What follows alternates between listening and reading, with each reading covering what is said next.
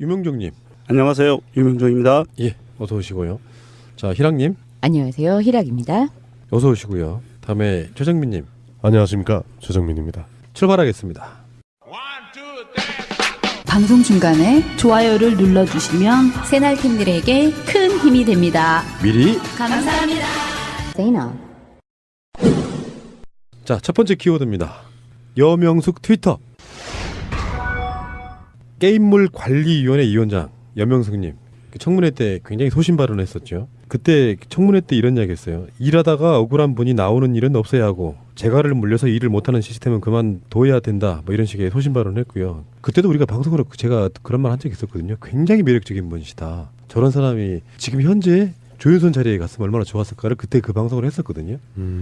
근데 지금 여명숙 위원장 트위터가 아이디가요 MSYHO예요. 근데 거기에 가끔씩 저도 가끔씩 그 새가 날아든 데 같은 걸로 검색해볼 때가 있거든요. 자기랑 관련 있는 키워드를 트위터에서 검색할 때가 있어요. 이분도 아마 그랬던 것이 아닌가 싶어요.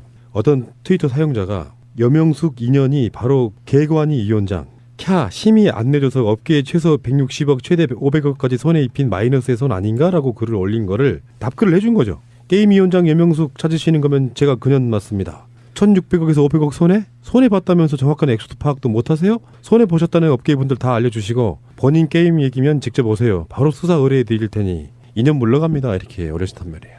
근데요, 저는 이런 거를 한번 봐요. 어떤 게임 매니아가 올린 글일 수도 있지만 이게 작업 세력의 글이라는 생각 안 해봤어요? 예, 공장 냄새 나요. 예, 그렇죠. 예.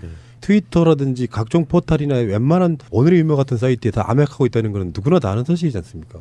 이런 방식으로 이렇게 헛소문 퍼뜨리다가 딱 걸린 케이스가 아닌가 저는 그렇게 보거든요. 이게 헛소문인 것 같다는 느낌이 딱 나는 게 160억에서 500억 손해라고 하는데 오차가 너무 커요. 보통은 뭐 100억이면 100억대 단위로 이렇게 끊어서 보통 얘기하잖아요. 근데 이건 뭐 애매모호하게 이렇게 던지면서 이분을 이렇게 겸해하려는 그 의도가 다분하게 보이네요.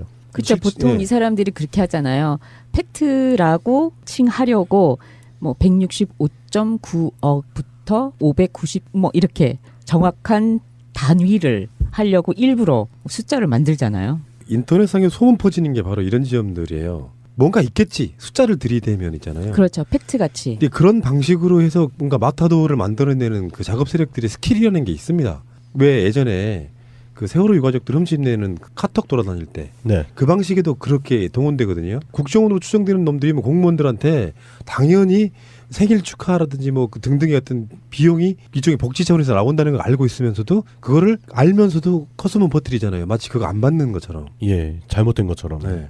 저는 작업 세력의 냄새가 저는 분명히 난다고 보는 거거든요. 제 입장에서 보면. 이런 작업 프레임의 전환을 가장 잘하는 사람 있죠. 김기춘. 이것도 여명숙 씨의 소신 발언, 소신이 있는 사람 그리고 올바른 사람이라는 이미지를 지워버리기 위해서 또 뭐 부정한 뭐 능력 없는 이런 쪽으로 몰고 가려다가 한 방에 간 거죠. 고소들이 나오니까 지금 바로 지웠다라고 해요. 근데 그분 사진 봤어요? 근육. 아, 트레이닝. 예. 오. 깜짝 놀랐습니다. 이 여 교수는 안팎으로 몸도 그렇지만 뇌도 철학과로 네. 나오고 예 이런 사람을 왜 건들고 싶을까 걔네들은. 이 시점에서 트윗 하나 투척하겠습니다. 예, 던져봐요. 학문적 변태 은찬님의 트윗인데요. 내용은 좋습니다. 사회에서 소비되는 중년 여성의 이미지 중에서 존재하지 않던 유형이 여명숙님의 등장으로 새로 생겨난 느낌이다. 여태껏 난 내가 중년이 되었을 때 어떤 모습일지 상상조차 하지 못했는데 여명숙님을 보고 난 뒤로는 나도 저런 중년이 되었으면 좋겠다는 생각. 일단은 방금 희랑님도 잘 짚어주셨는데 그 당당함이 그게 내외적으로 다 보이는 거잖아요. 그렇죠. 예, 일단 그 청문회장에서의 그 소신 발언, 네. 정의가 아니면 굴하지 않는 그런 모습, 그리고 일할 때도 그런 모습 때문에 박근혜한테 나쁜 사람으로 찍혀서 팽당하고 그렇죠. 그랬던 부분 보면은 새로운 중년, 그러니까 청년층이 바라보고 따라가면서 롤모델로 삼을 만한 그런 중년층의 한 분으로 등극을 하신 게 아닌가 그런 생각이 들어요. 네, 그러니까 이분이 일하다가 억울한 분이 나오는 일은 없어야 하고 재갈을 물려서 일을 못하는 시스템은 그만둬야 한다 등의 소신 발언으로 주목을 받았잖아요. 청문회 때. 네. 그리고 난 다음에 바로 그 저녁과 그 다음 날에 그 몸매를 보고 와 이분은 정말 안팎으로 탄탄하시구나. 나도 저렇게 나이 들고 싶다. 정말 롤모델이 이게 롤모델이지 조윤선은 그냥 너는 그냥 그거다. 조윤선은 이제 뭐 그렇게 본인이 스스로의 노력으로 만들어진 게 아니라 돈으로 바른 거죠. 따흑새님이 트윗을 이렇게 올려주셨네요. 여명숙님 짱 되신다. 그러면서 글을 올려주셨는데 이게 여명숙 위원장이 한 그 게임물에 관한 답변 내용이에요. 사랑에 빠지거나 학문에 빠져도 같은 현상이 일어나지 않냐. 왜 게임만 색안경을 끼고 보는가. 다른 욕망은 괜찮고 게임에 대한 것은 부당한가. 불법 게임이 아닌 한 성인들이 게임 아이템을 사기 위해 돈을 쓰는 것은 개인의 선택이고 책임이다. 또 하나는 가상현실의 일부인 게임은 가짜가 아니라 현실의 확장으로 이해하는 게 중요하다. 게임은 장난 같지만 장난이 아니다. 게임으로 교육, 의료, 운동 등 모든 것을 대체할 수 있다. 이런 내용을 같이 올려줬네요. 이 따흑세렌님도 게임에 아주 푹 빠져 계시는 분인 것 같아요. 근데 게임이 너무나도 오명을 많이 쓰는 것 같아요. 게임이 나쁜 게 아니잖아요. 그거를 통해서 배울 점도 많고 느낄 점도 너무나도 많은데 게임을 한다고 비난을 많이 받는 거 보면은 그거는 좀 너무 안타까운 것 같아요. 여명숙 위원장님 이분이 트윗 계정이 활발하신 분은 아니에요.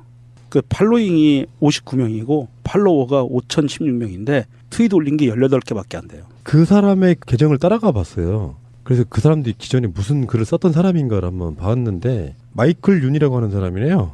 이런 거죠. 문뽕들이 제일 좋아하는 권한대행. 그래서 고건 사진 올라와 있고요. 탄핵 여왕 추미애 본능으로 탄핵. 유일하게 안 한 게 이명박. 명박이 좋아하나 봐요. 이런 것도 올라와 있고요. 순실이 친구이며 유라 입학시킨 최경희 총장은 노무현 때 교육비서관이었고 그때 비서실장이 문재인 금괴는 200톤이나. 냄새 나지 않습니까? 박영수는 떡검을 바라는 단순한 떡검이 아니라 금괴를 아주 좋아하는 황금충이구만. 이놈을 용광로에 쳐넣어라. 다른 사람의 트윗도 RT했고요. 요거 느낌을 보면은 정상적인 사람으로 보이지만 제가 봤을 때는 100% 저는 작업 세력으로 확신합니다. 계란, 얼굴 없는 계정으로 단순하게 RT하는 애들이 있고 그 어떤 포스트마다 뭔가 날려주는 놈들이 있거든요. 근데 그런 놈들이 지능적으로 붙어있는 사람들은 어떤 느낌이냐면은 그런 짓거리를 할 때 뭔가 굉장히 자기 자신의 신원을 명확하게 제출하려고 하는 일부러라도 우리 같은 보통 사람들은 웬만하면 자기의 소재지나 이런 거를 잘 이야기 안 하려고 하거든요. 우리는 트윗을 수년간 해왔지 않습니까? 직감적으로 오는 것들이 있어요. 그러면서도 활동을 해요. 어느 날 갑자기 작업을 해서 작업해라 하고 작업이 뛰어드는 게 아니고요. 일상적으로 꾸준하게 뭔가 이쪽 세력에게 정권이 돌아오지 않기를 바라면서 뭔가 작업하는 세력들이 분명히 있다는 말씀을 꼭 드리고 싶어요. 그들은 우리 일상 속에 들어있는 거지 어느 날 뜬금없이 다가오지 않습니다. 꼭 의심해 보시기 바라고요.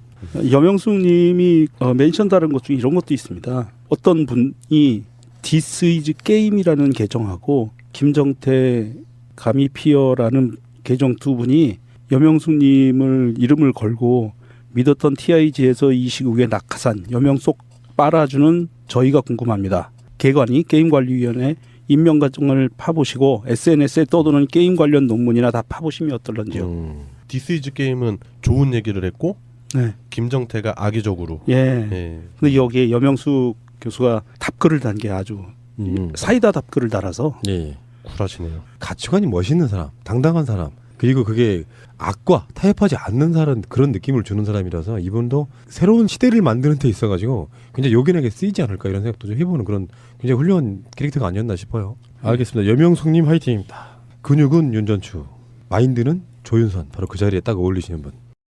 자, 두 번째 키워드입니다. 반기문 이명박. 반기문 씨가요 19일 날 오후에 이명박을 찾아갑니다. 그렇지 않아도 반기문 캠프에 이명박의 사람들이 득식을 하다는 보도들이 많이 나오고 있는데 이명박까지 찾아가요. 근데 여기서 이명박에 버려진 이명박의 남자가 있죠. 정두원 씨. 정두원이 그런 말을 했어요. 이명박 MB 만나겠다는 반기문 대선 중도 포기할 것이다. 이렇게 이야기를 합니다. 그러니까 이명박의 초창기 때 인물이에요. 정두원은. 그 나중에 이제 그 뭐 이동관이라든지 이명박 측근들로부터 이렇게 대접을 못 받으면서 외곽으로 밀려난 인물이거든요. 근데 지금 이분이 저랑 생각이 같으시네요. 반기문은 성향상 오늘 제가 들은 결정적인 이야기 때문이기도 한데 저는 완전 못한다고 봐요. 근데 그 결정적인 게 뭔지는 나중에 밝히겠습니다. 아니 진짜 미끌미끌하다는 느낌이 드는 게 이명박이도 만나고 봉화마을도 가고 촛불 집회도 나오겠다고 하고. 그러니까. 박근혜 씨 힘내라고도 가고. 아니 이거 진짜 살다 저는 이렇게 애매한 사람 처음이에요. 보좌관들이 팽목항에 가가지고 커피 타달라고도 하고. 아니 이거는 일단 정리 좀 할게요. 유엔 사무총장으로 들어와서 네. 각계각층의 사람들을 만나는 건 전 나쁘지 않다고 생각해요. 이명박도 만날 수 있고 노무현 대통령 묘소도 갈 수 있어요. 근데 이제 우리가 알고 있기에는 노무현 대통령 돌아가시고요. 2년 반 정도 있다가 한국에 들어와서 비공개적으로 노무현 대통령 묘소를 참배를 했대요. 기자들한테는 보도하지 말아달라는 전제로 했다는 거예요. 그렇죠. 이게 이제 이명박하고 나중에는 박근혜 눈치 보기. 박근혜 유엔 방문했을 때 새마을운동 찬양하고 그러면서 누구나 다 반기문의 행보를 보면은 새누리당 대선 후보가 되고 싶어하는구나라고 느꼈던 바로 그런 사람이기 때문에 네. 욕을 먹는 거지 정파적인 느낌 없이 유엔 사무총장 10년 하고 돌아와서 여기저기 만나러 다니는 건 그렇게 나쁘지 않다고 생각하는데 지금 공교롭게도 이명박 사람들이 반기문 캠프에 와장창 있다고 하니 우리들 입장에서는 이제 이명박이 찾아가서 결국에는 대선 출마에 관련한 점을 찍으려고 하는구나 이런 느낌을 저는 받아보는 거죠. 기자회견을 뉴욕에서 하고 들어온 사람이에요. 그러니까 그 사람이 들어와서 하는 행보는 전 사무총장으로 하는 게 아니고 본인 입으로 말은 하지는 않았지만 차기 대권 후보로 만들어 주세요 하고 읍소하고 다니는 거니까 이런 비판을 듣는 게 아닐까요? 정두원의 예언이 현실화 되기를 바라봐요. 실제로 이명박 입장에서는 문재인, 이재명 이런 야권 주자들이 되는 것보다야 그래도 반기문이 되는 게 훨 낫습니다. 100번 낫습니다. 그리고 대통령을 반기문 자체가 세력이 없다 보니까 최근에 또 자기가 그런 얘기까지 했지 않습니까? 정당이 없이는 대선 나가기 힘들다는 것에 대한 특정 정당에 입당하겠다 했는데 국민의당 쪽은 또 아닌 것 같고 새누리당도 아니라고 말을 했으니까 지금 현재는 바른정당으로 들어갈 가능성이 사실상 거의 확정되어져 있다고 보는데 거기에도 사실은 친이계들이 장악하고 있는 그런 정당이지 않습니까? 그러니까 사실은 이명박이 주군이 돼버린 겁니다. 바로 전날 전전날 뭐 봉화마을 다녀오고 그리고 나서 이틀 후에 이명박이 만나러 가는 그 모양새가 전에 자기 유엔 사무총장 만들어준 노무현 대통령에 대해서는 이제 빚갚았다는 심정으로 가는 것 같고 네. 둥지 옮기거나 상징적인 모습이라고 저는 보고요. 반기문 씨는 이러시면 안 되죠. 피고지고님의 트윗입니다.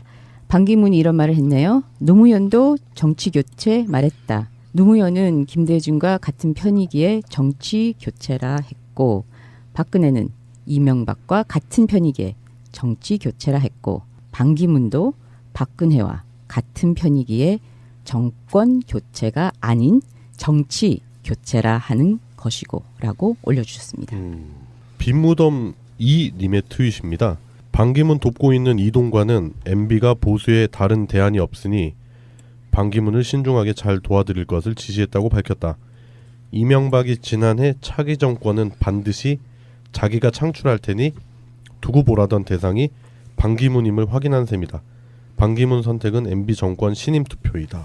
그래서 전 반기문 안 된다고 뭐 100% 보지만 나는 반기문의 멘탈을 이해를 못하겠어요. 자기가 뭔데? 우리나라 국민의 삶에 대해서 고민해봤을까요? 저는 고민 안 했다고 봅니다. 자기가 자기 깜냥에 대통령 자리를 꿈꾸는 것 자체가 이 사람은 굉장한 착오를 일으키고 있다고 생각하는 게 지금 반기문이 연일 구설수에 오르는 그 실수들이 뭐냐면은 전혀 한국적 맥락을 이해하지 못하고 있다는 측면이거든요.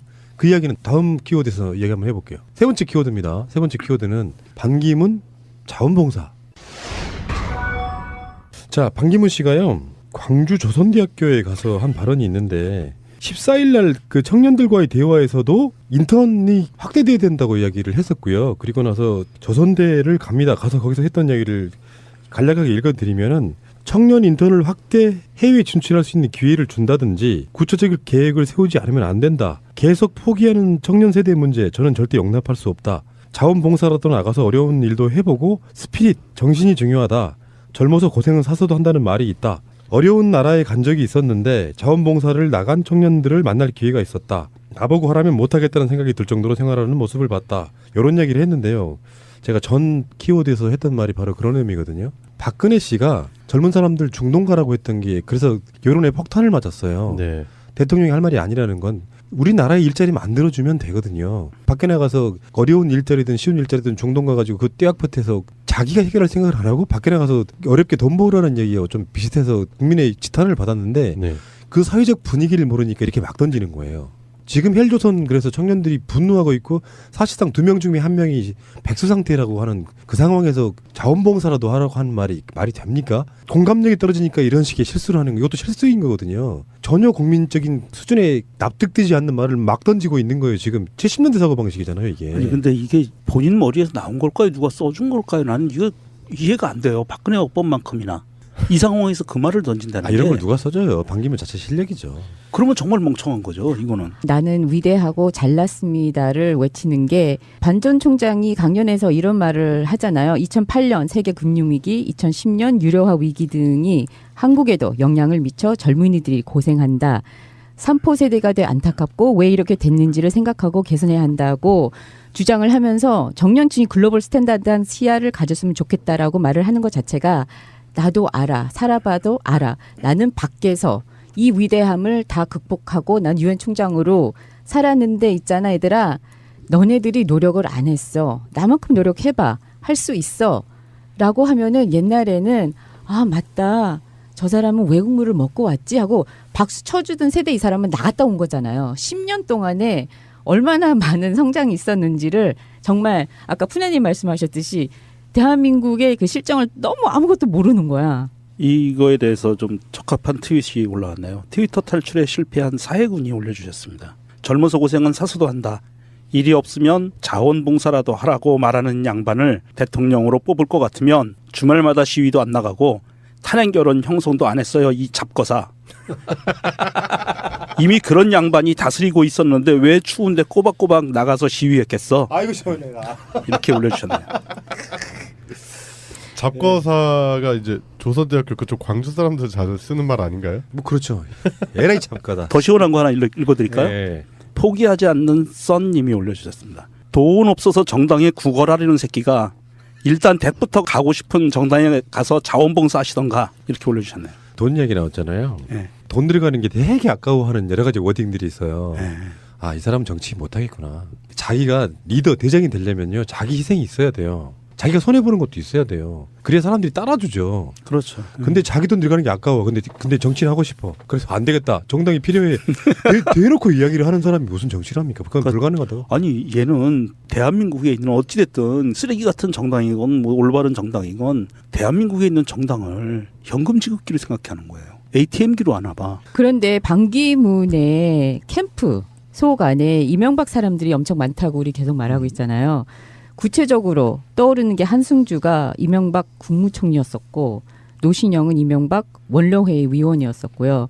곽승주는 이명박 정책기획팀장이었었고 박진은 이명박 인수위 간사였었고 하면서 주르르르 이런 사람들이 엄청 많습니다. 청년들한테 가서 자원봉사 하라는 것 자체가 어떻게 해서라도 자기가 말로 어떻게 해보려고 하는 거잖아요. 자기가 여태까지 삥을 뜯든 뭐를 했던 10년 동안이고 평생 말로 거저먹기로 했는데 대한민국마저 10년 동안 이명박근혜가 다 헤쳐먹은 것을 지가 와가지고 세기를 받겠다고 하는 것 자체가 말장난인데 반기문 같은 사람들이 웸고시 봐서 정상적인 공무원으로 올라간 것을 또 노력 안 했다고 얘기하고 싶지는 않습니다. 그렇게 해서 올라간 관료들 많습니다. 그 자리에. 근데 이 사람은 정말 특별히 운이 좋은 사람이라고 봐요. 근데 사주관상하게 보면요. 그 흐름 속에 끝까지 운이 좋은 사람은 없어요.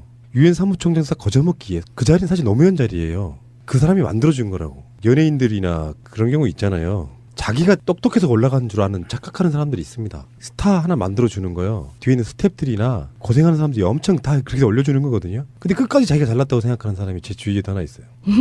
그런데 그런 관점하고 좀 비슷한 거라고 저는 생각해요. 유엔 사무총장도 그렇게 올라갔고요. 한국에 있어서 어떤 고민도 안 했던 사람이고 단적으로 몇 가지만 이야기하면 남북관계. 그렇죠. 세월호 문제 같은 거. 그렇죠. 한일 위안부합의. 어떤 것도 한국에 공헌한 적이 없어. 그 사람은 뭐 대단한 뭐 노력을 하는 게 아니고 말 한마디가 도움이 됐을 수 있는 위치에 있었잖아요. 안 해도 네. 안 하는 게 도움이 될 수 있었어요. 네. 그러니까 그 심지어 하는 건 예. 바라지도 않아. 그러니까 하지를 말았어야 되는데 그렇죠. 그런 짓거리들을 그렇게 수도 없이 해놓고 한국에 들어오니까 그냥 대선 후보가 돼 있는 거야. 인생 자체가 진짜 제가 요즘에 표현할 말처럼 공짜인 거예요. 이 사람은. 그렇게 고생 안 한 사람이 청년들한테는 니들은 고생해야 되라고 말하는 이 이율 배반이 뭐냐고요. 그리고 반기문 씨 같은 시대에는요. 솔직히 말해서 말씀드리면 그런 자리에 올라가기 쉬웠습니다. 지금보다. 기회가 더 많았죠. 그렇게 경쟁력이 높지가 않았고요. 좋은 대학만 나와서 웬만하면 다 올라갈 수 있는 자리에 있었고 지금은 내가 대선 후보라면 이렇게 이야기해야 된다고 생각해요. 국민을 바라보는 관점 이건 훈시잖아요. 이렇게 해야 돼. 고생 좀 더 해봐. 젊은이들. 그게 아니고 내가 그들 청년들에게 일꾼으로서 복무하려고 하는 대통령이 되려고 하면 여러분들을 위해서 어떤 식의 일자리를 만들어 드릴 테니까 라고 비전을 제시해 줘야죠. 그래야 희망이 생기죠. 그 유엔 사무총장이라고 호울 좋은 사람이 하나 왔는데 강연한다고 앉아있는 젊은 사람들, 청년들, 학생들은 뭡니까? 그 사람들 입장에서 듣고 싶은 말이 청년을 위해서 무슨 정책을 하겠다가 아니라 외국에 나가서 고생 더 하고 공감력이 없다는 게 인턴 문제 때문에 지금 우리나라 일자리가 더 나빠지고 있어요. 네. 그러니까요. 지금 이 방송과 같이 나갈 방송, 복지 방송 일자리 얘기하고 있는데 거기서 인턴 제도 같은 것도 졸라게 까고 있는데 인턴을 확대시켜야 된다고 말하고 있잖아요, 지금. 제가 인턴을 해봐서 아는데요. 진짜 처참해요. 현재 선진국에 있는 국민들은 이렇게 젊었을 때 자기 스스로를 개발하기 위해서 GMO의 인턴으로도 가고 하잖아요. 그런데 대한민국에서 그리 하는 것도 어렵지만 갔다 오면 어떡하라고. 경력 스펙이 과연 그렇게 인정이 될까요? 어차피 네. 사람은 차고 넘치는데요. 반기문 덕에 UN 인턴십 프로그램 자체가 개 망가졌습니다. 반기문의 유엔에서 유일한 업적은 구조조정이었다고 합니다. 자, 일자리 문제. 반기문 같은 마인드로 안 돼요. 제가 중도나 악마를 점치는 것이요. 되게 간단한 원리예요. 어떤 신화적인 전제가 들어온다고 믿는 일부 수구 보수 세력들의 지지자들이 받쳐주고 있는 지지율이라는 게 있잖아요. 근데 거기서 더 이상 안 늘어나. 한국에 귀국을 해가지고 이 설날 밥상에 반기문 자체를 화제에 올리고 싶어 해서 지금 여기저기 왔다 갔다 하는 거거든요. 근데 지지율이 안 올랐어요. 들어올 때는 안 들어올 때는 지금 똑같다는 상황이란 말이에요. 그러면 반기문 입장에서는 당황하고요. 근데 검증 국면에서 막 유엔에서의 비리가 지금 엄청 터져나오고 있는 게 있거든요. 자기 동생들, 조카 이런 사람들이 유엔 이름 달고 활동하고요. 주로 사업하는 대상이 유엔이었다 그러면 특혜 준 거 맞거든요. 그걸 반기문이 몰랐다고 하는 것 자체가 이명박을 능가하는 거짓말쟁이 가능성이 높아요. 그러니까 호감도가 떨어지니까 지지율이 안 오르고 조금씩 떨어지기 시작하죠. 그러면 어떻게 되냐면은 반기문 씨 돈 쓰기 싫어하는 수전노 캐릭터란 말이에요, 지금. 근데 자기 자발적으로 캠프에 들어와서 활동하는 사람들이 하나둘씩 떠납니다. 대선에 될 가능성이 있다고 생각하면 자발적으로 돈 내요. 내 돈 들여서 뭔가를 한다고. 근데 지지율 떨어지면 하나둘씩 떠나요. 그리고 결국에는 망가지고 이거 안 되겠다 싶어가지고 포기하는 거거든요. 자, 어쨌건 반기문 씨의 그 일자리에 대한 인식 놀랍습니다. 그러니까 역대 최악의 사무총장이라는 소리를 듣는군요. 자, 반기문 키워드 계속되네요. 네 번째 키워드는 반기문 박순자. 저 올해 욕 끊으려고 계속 매일매일 주문을 외우고 있습니다. 욕설 좀 가동 좀 해주시죠. 시부럴 진짜.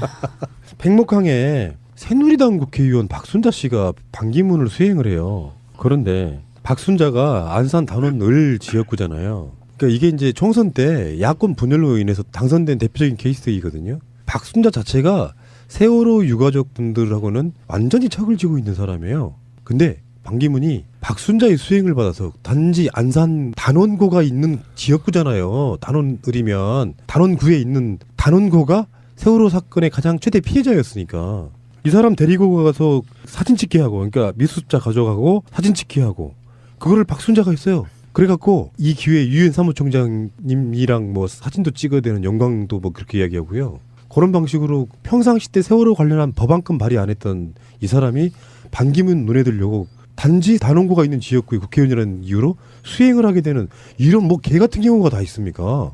아니 자연인 반기문이 그렇게 위대한가요? 유엔 사무총장이었다면 또 몰라. 현직. 그런데 다 퇴임하고 자연인인데 얘는 아무것도 아닌데 지역구 국회의원이 가가지고 그것도 평상시에는 씹어대던 그 새누리당 족속들이 가가지고 뭔 의전을 하고 미친 거 아니에요? 미디어 몽구님이 현장을 따라갔었어요. 네. 그래가지고 반기문을 밀착 취재를 했는데 미디어 몽구님의 트윗을 잠깐 좀 읽어드리겠습니다.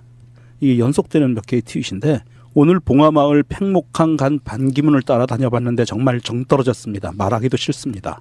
오늘 팽목항 방문한 반기문을 안내했던 박순자 국회의원. 어디서 은하 엄마랑 다윤 엄마한테 오라고 지랄이야. 2014년 때하고 보름 전하고 오늘 딱 3번만 얼굴 보이고선 그동안 신경 쓴 것처럼 반기문한테 이야기하는데 뻔뻔함에 치를 떨었습니다.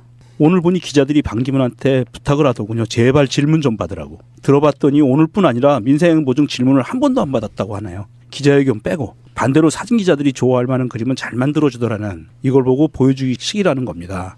마지막에 올라온 게 그리고 박순자 국회의원님 팽목항 찾는 모든 정치인들은 분향 후 세월호 미수습자들 사연이 담긴 동영상을 시청했답니다. 그래서 성훈 삼촌이 반기문에게 영상 보여주려 하니까 막무가내로 됐다고요? 하긴 와봤어야 알죠. 혁규군 큰아빠한테 다윤아빠라고 소개하질 않나.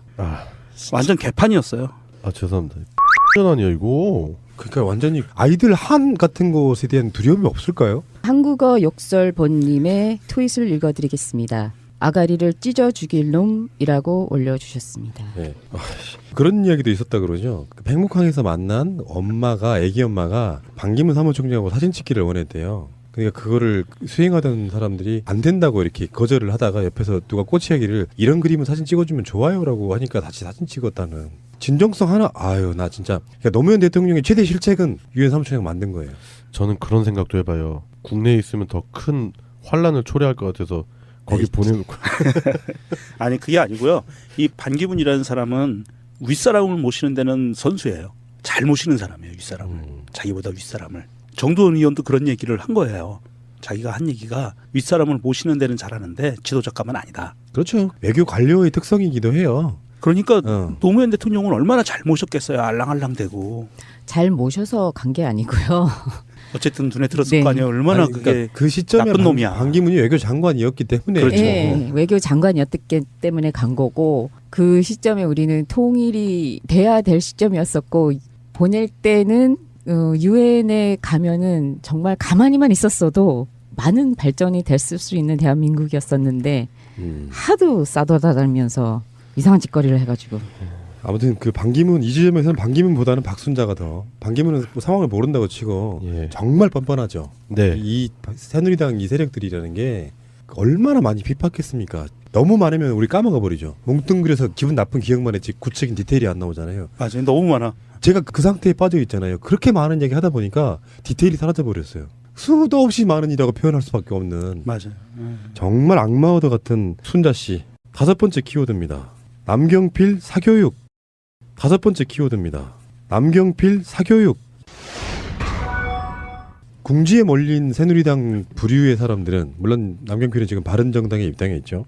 아젠다가 공약이 훨씬 더 개혁적일 수밖에 없어요. 남경필이 최근에 군대 복무, 의무복무 뭐 폐지하고 모병제로 가자 했던 것도 그 남경필이지 않습니까? 최근에 남경필이 던진 아젠다 중에 사교육 폐지. 대통령이 되면은 내년에 자기가 국민투표 실시해서 사교육 폐지하겠다는 거예요. 물론 땡큐죠.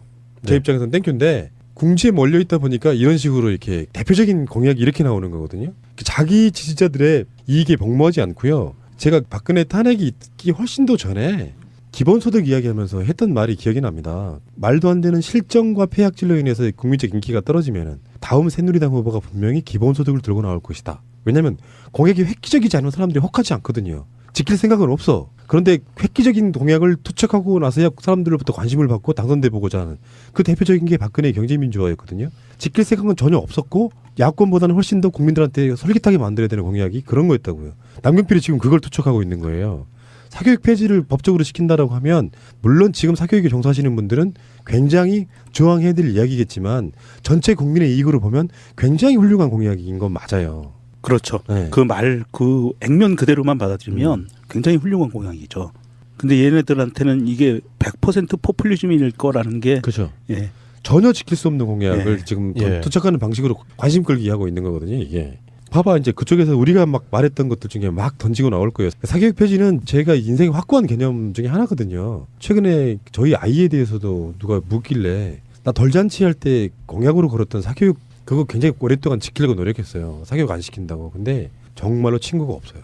사교육으로 또 친구들이 뭉쳐요. 네. 학교를 가도. 그래서 마지못해 하는데 부모들 물어보면 대부분의 사람들이 시키고 싶어서 시킨다기보다는 남들이 하니까 어쩔 수 없이 하는 경우가 훨씬 많거든요. 이런 지점에 대해서는 우리가 한 번 더 생각을 해봐야 되지만 남경필 같은 새누리당 부류들은 절대 이 공약 지키려고 내놓는 공약은 아니다. 박근혜를 통해 우리가 봤고요. 이명박을 통해 봤기 때문에 그리고 우리가 원하는 것들 굉장히 많은 것들이 그들에 의해서 지금 공약으로 나올 거예요. 우리가 원했던 여러 가지 것들 중에. 근데 성질 나는 건 이거잖아요. 그때 종부세 이해도 못하면서도 반대했던 그들. 세금 폭탄. 세금 폭탄. 세금 내지도 않는 사람들이. 그렇죠. 화를 내고. 제 주위에도 그 어르신들이 세금 안 내시는 분들이 분개하시던 분들이 몇 있어요. 철도 파업할 때 그 흑자 뭐 해야 된다 뭐 적자 때문에 문제라고 하면서 본인들은 공짜 전철 타고 다니고. 예 복지는 당연히 있어야 되나 계산하고 이렇게 보면은 복지는 골고루 가야 되는 거지 않습니까?라고 하면은 아니 멀쩡한 것들이 무슨 복지를 필요해?라고 하시는 분들. 저는 이 시점에서 트윗 하나 던지겠습니다. 한나님 트윗인데요.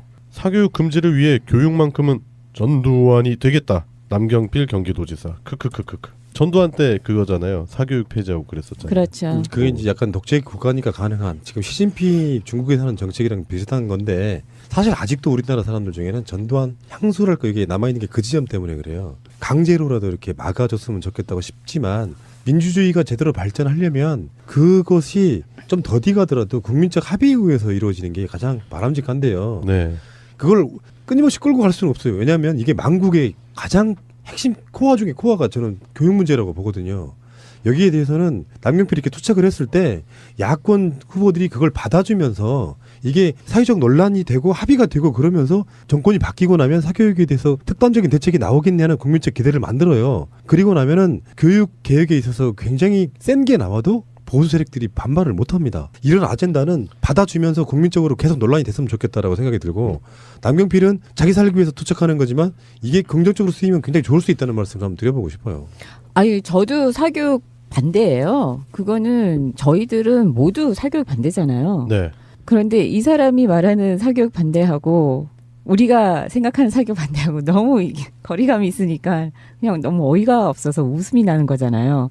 처음 이거 딱 봤을 때 저는 첫째 이것이 경기도지사고 저는 경기도에 살고 있잖아요. 눈물이 나더라고요. 왜냐하면 사교육 때문에 너무나도 고생하는 건 우리 아이들이에요. 맞습니다. 그러니까 부모님들이 뼈 빠지게 일하시는 거 맞아요. 그런데 주체는 아이들이에요. 이것 때문에 어른들 지랄하시는 덕에 아이들이 잠도 못 자고 성장기에 친구를 만나러 간다든 뭘 하던 거기 그 감옥에 그 어른들의 노림에 맨날 고생하는 거를 매일매일 보고 있자니 정말 열이 납니다. 네. 욕이 나오고. 사교육 폐지는 실질적으로 이제 실현이 돼야 되는 일종의 희망적인 그 정책인데 남경필이 이렇게 들고 오는 건 제가 봤을 때는 아까 유명중 말씀하신 대로 이제 포퓰리즘으로 가지 않을까. 그렇죠. 그러니까 교육 개혁이 전반적으로 다 있어야 되는 거잖아요. 하나만 딱 이렇게 퍼즐이 있는데 거기에서 딱 한 피스만 딱 빼가지고. 그렇죠. 이것도 되게 자극적인 걸로. 그렇죠.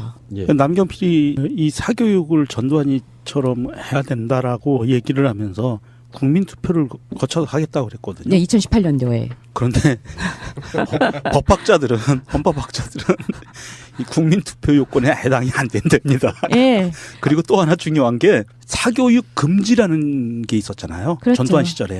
그게 위헌 결정이 났거든요. 네. 위헌 결정 난 거를 해당하지도 않는 사항으로 국민 투표를 붙이겠다.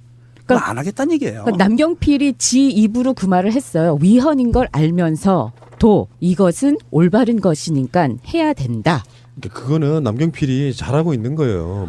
왜냐하면은 위헌이라고 하는 게 들이대기 나름이에요. 행복 추구권에 입에 댈 수는 있지만 어쩌면 평등에는 합당할 수도 있다. 법은 들이대기 나름이기 때문에 일단 이 화두를 갖고 이 대선 때도 충분하게 저는 논의랄까 논란이 좀 돼야 된다고 생각해요. 그렇죠. 액면상은 네. 좋아요. 그리고 네. 이거는 화두로 올라와야 되는 거였어요. 예, 남경필 사교육 이야기였고요.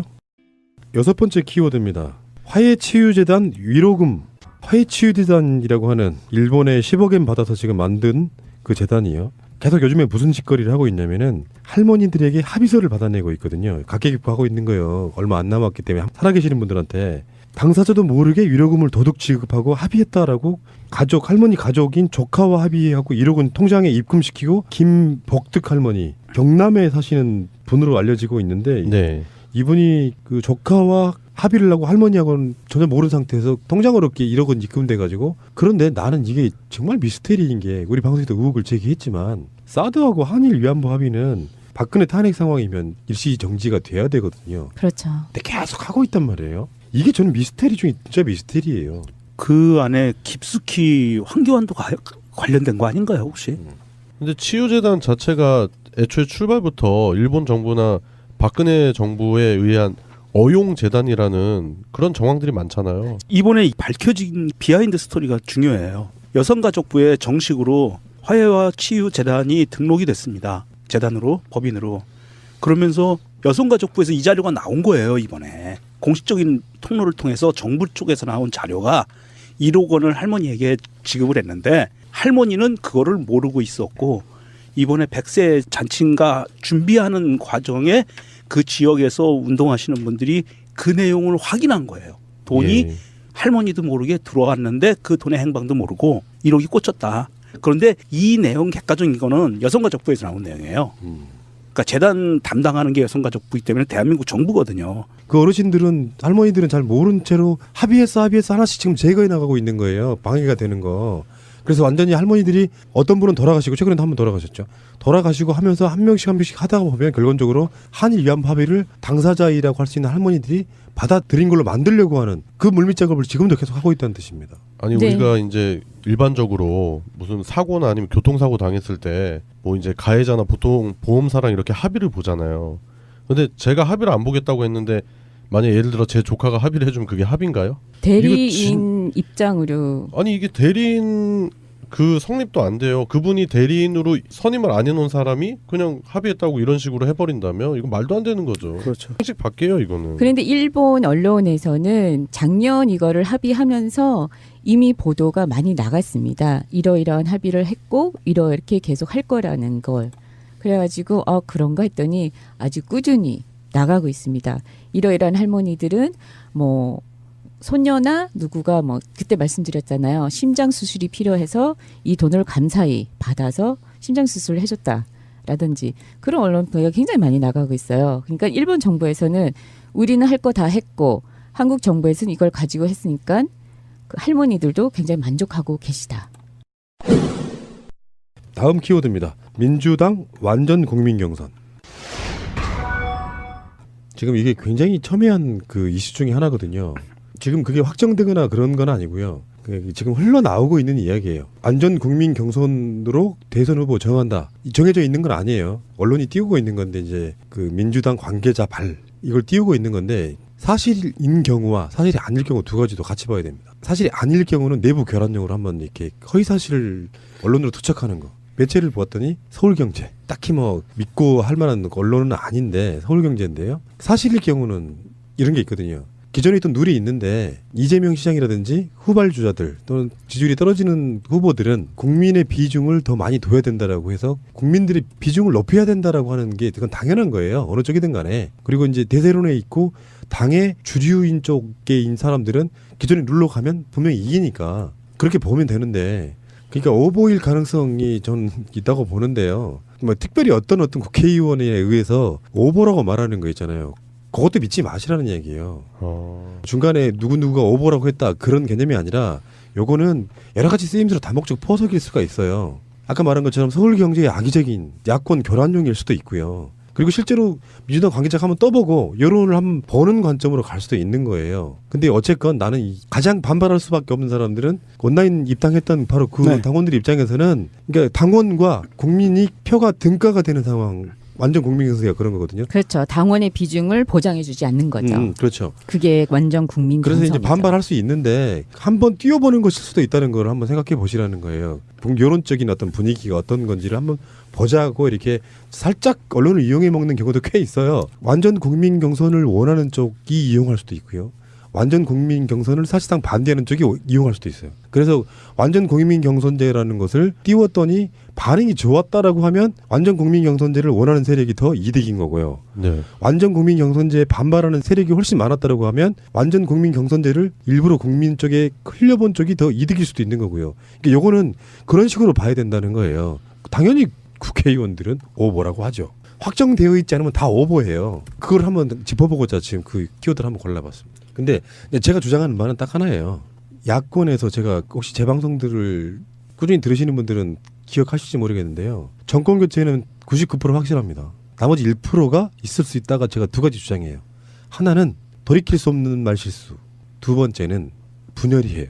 경선 과정에서의 모양새가 그래서 중요하다는 거죠. 그러니까 예를 들어서 어떤 사람이 탈당하거나 대선을 어그러 놓게끔 만드는 과정에 놓여버리면은 좋은 시너지가 날 수가 없어요. 지금 작업 세력들로 추정되는 분들이 뭐 니들 문재인 빤네 이재명 빤네 하시는데요. 경선 과정 자체에서 우호적이어야 돼요. 잘 생각해봐요. 문재인 후보가 됐어요. 근데 극렬하게 싸웠던 사람들이 이재명 지지자들이 문재인 찍겠습니까? 찍는다 치더라도 그 사람들 옆에 적극적으로 투표 동료 안 하죠. 마찬가지로 당연히 문재인이 될 줄 알았는데 이재명이 됐어요. 근데 그 과정이 얼마나 치열했겠어요. 근데 감정이 쌓이면 이재명 쉽게 못 찍어요. 그러면 우리 정권 교체 못 하는 거야. 그러니까 유일하게 박근혜와 작업 세력들이 기댈 수 있는 거는 야권 분열입니다. 네. 그러니까 어떤 말에도 휘둘리면 안 돼요. 우리 방송에서 공식적으로 이재명, 박원순, 안희정, 문재인 이분들에 대해서는 사실상 비판을 안 하겠다라고 선언한 이유가 뭐예요? 한쪽을 비판하게 되면 반대쪽 지지자들이 빈정이 상해갖고 싸우게 되는 결과라서 진짜 우리의 목적은 정권 교체가 목적이기 때문에 어느 쪽도 칭찬만 해주자라는 게 대선까지는 저희의 기조라고 보시면 될 거예요. 근데 그 상황에서 지금 완전 국민 경선제 같은 거 이런 거 던지고 나서 여기에도 막 어떤 논란이 있고 막 그러는 과정. 대선은 사실은 누가 되느냐가 중요한 게 아니라 경선 관리가 중요하다. 완전 국민 경선으로 만약에 내부적으로 정해졌다고 하면 오버가 아니고 정해졌다고 하면 이런 걸 수는 있어요. 그것이 어쩌면 마지막 문재인의 승부수가 될 수도 있어요. 다 들어줄 테니까 당신네들 삐쳐나가지 말고 여기서 공정한 플레이 하자라고 양보하는 걸 수도 있다는 얘기예요. 실제로 문재인의 자신감일 수도 있습니다. 왜 그러냐면은 일반 국민 여론조사도 훨씬 월등하게 나오지 않습니까? 그럼 그게 반영될 수밖에 없어요, 여론조사에. 그러니까 그런 지점, 이런 지점들을 보면 근데 끝까지 룰을 안 바꾸고 경선 룰을 안 바꾸고 안 들어줘요. 그래서 문재인이 됐다고 하면 다른 주자들 반발이 심할 수밖에 없고 지지자들은 적극적으로 문재인 당선을 돕지 않겠죠. 그러니까 그 과정에서 칼자루를 쥐고 있는 사람이 양보하는 모양새 보이는 것은 어쩌면 경선 과정을 위해서라도 중요하다. 저는 그렇게 보는 거거든요. 그게 너무나도 중요한 게요. 우리 애청자님들이 미국을 뭐 그닥 좋아하지 않으신 분들도 계시겠지만 미국 경선 하면서 버니 샌더스가 끝까지 힐러리의 손을 들어주지 않음으로써 거기에 분열이 트럼프를 대통령을 만들었습니다.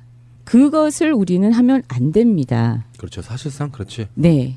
왜냐하면요, 버니 샌더스를 backing-하고 조 스튜어트라든지 이런 저런 후보들도 많았었는데 그 사람들이 빛을 보지 못한 이유 중에 제일 큰 게 경선 참여 자체를 다 차단시켜놓고 다 언론 플레이를 힐러리만이 답이다라고 간 거였었어요.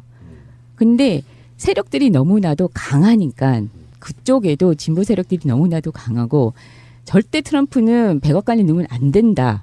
근데 힐러리가 너무나도 강하니까 꼭 들어갈 거라는 그 오만이 트럼프를 거기에다 넣습니다. 자, 지금 이제 마지막 키워드인데요. 특검이 이재용 구속에 대해서 구속영장을 신청해놓고 지금 우리 방송 중간에 이재용 구속이 될 것인지 말 것인지 실질 심사 끝나고 그걸 법원이 최종 판단하는 것만 남아있는데 그것을 방송하는 방송 내용으로 지금 반영하지 못하지 않을까라고 생각을 해보고요. 근데 특검이 김기춘과 조윤선의 구속영장도 같이 신청했어요. 오호. 그러니까 이재용, 김기춘, 조윤선이 다 구속영 신청된 상태거든요. 그렇다 보니까 이제 이게 김기춘은 블랙리스트 작성 관리 및 실행 방안 등을 총괄 지휘했다는 의혹을 받고 있고요. 직권남용 권리행사 방해로 특검팀이 김기춘, 조윤선에게 구속영장을 청구했습니다. 블랙리스트 한 건 갖고 지금 건 거거든요. 나머지는 뭐 김영한 메모라든지 등등을 통해 가지고 더 많이 확대될 가능성이 있어요. 그러니까 그 사건 하나를 갖고 일단은 걸어서 김기춘도 구속되지 않을까 싶고요. 조윤선은 현직 장관으로는 사상 초유인지는 모르겠습니다. 저 기록은 모르겠는데 구속 영장 발부될 가능성이 저는 있다고 보고요. 특검이 굉장히 세게 나가죠. 대단하지 않습니까? 네. 현직 대통령도 구속영장 꼭 발부해 주세요. 근데 그 부분은 현직 대통령일 때는 불가능하니까 내려오면 바로 구속이니까요. 박근혜 씨는 내려오면 바로 구속이에요. 그러니까 어떻게든 늦게 청와대에서 좋은 집에서 좀 안전한 곳에서 드라마 더 많이 보시려고 지금 저렇게 버티고 계십니다. 아주 이쁜 팔찌 준비되어 있는데 언니. 그러니까 딜을 하셔야 돼요. 특검이나 이런 데서 내려오시면은 최소한 감방에서 드라마는 실컷 보게 해드리겠다라고 특혜를 줘도 난 된다고 생각해. 불쌍하잖아요. 뭐가 불쌍해요? 어디가? 아 죄송합니다. 불쌍하네요. 임자 너무 그만해라. 미워하지 마. 그 우리 특검 대변인께서 예. 이재용 삼성전자 부회장이죠. 예, 이 양반을 그 구속영장을 신청할 때 기자들 앞에서 한 얘기가 정말 명연설이었어요. 짧은 말이었지만 경제 논리보다 정의가 우선한다. 그래서 구속영장을 신청한다라고 얘기를 했거든요. 특검 정말 믿음직하네요. 예. 자, 방송은 여기까지 마치고요. 이재용 구속에 대해서는요, 제가 방송 끝나고 나서 소식 들어오는 대로 보충해가지고 방송을 내도록 하겠습니다. 우리가 이재용이 구속됐다라고 그래서 그게 뭐 어떤 대단한 코멘트를 할 건 아니고요. 이런 말씀은 제가 마지막으로 드려보고 싶어요. 어쩌면 이재용은 이번 박근혜 탄핵 국면에 있어서 박근혜보다 중요한 사람일 수도 있어요. 어차피 박근혜는 임기 끝나면 내려올 사람이었습니다. 근데 잘 생각해 보면 그 재벌들이 갖고 있는 정경유착의 폐해가 지금의 헬조선을 만들었다고 해도 저는 과언이 아니라고 봐요. 뭔가 특혜를 다 받으면서도 세금은 적게 내려고 하고 권력과 유착해서 특혜를 받고 심지어 국민연금까지 그걸 이용해서 승계에 이용해 처먹는 그게 재벌의 민낯이었기 때문에 이재용이 구속되지 않으면 정권이 바뀌어도 세상이 바뀔 게 별로 없습니다. 이재용이 구속된 어떤 탄력을 받아가지고 정권 바뀐 뒤에 각종 재벌들이 준법, 법 안 지키면 나도 구속될 수 있다는 위기의식 하에 그 탄력을 받아서 정권이 재벌 개혁하고 더 점차 복지로 확대되는 그 사회적 분위기를 만들어줘야 된다고 저는 생각을 하고요. 지금 재벌들은 일자리 문제와 복지 문제와 다 연관이 돼 있기 때문에 이재용은 구속될 거라고 저는 보고요.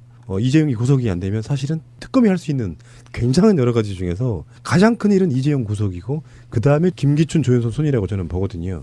그 상황에서 특검은 정말 잘하고 있다는 말씀 한번 드려보고 싶고요. 아까 그 초반에 나왔던 특검 욕을 하던 바로 그분 작업 세력임을 다시 한번 확신합니다. 네. 네. 이병철로 시작해서 이건희를 한번 찍고 이제 이재용까지 온 거잖아요. 3대째 우리나라를 등쳐먹고 온갖 성장이라는 말 그늘 아래 우리를 정말 목을 졸라매고 있던 이것들을 정말 청산해야 됩니다.